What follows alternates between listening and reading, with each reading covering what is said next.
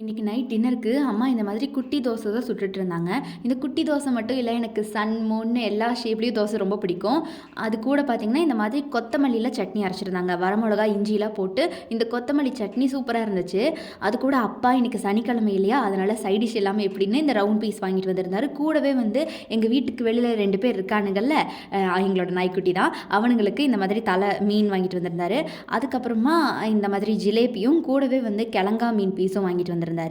So இந்த கிழங்கா மீன் piece வந்து கிழங்கு மாதிரியே இருக்கும். உள்ள முள் இருந்தாலும் அப்படி ஒன்றும் அது எஃபெக்டாக இருக்காது. ஸோ நல்லா டேஸ்ட் நல்லாயிருக்கும். அதனால இது என்னோட ஃபேவரட். அந்த ஜிலேபியை பிச்சு சாப்பிடணும் அப்படின்னு கையெல்லாம் துரு துருன்னு ஆயிடுச்சு. பிச்சு பார்த்தா டேஸ்ட் வைஸ் ஓகேவாக இருந்துச்சு. ஓகே தான், எனக்கு பிடிச்சது லைட்டாக.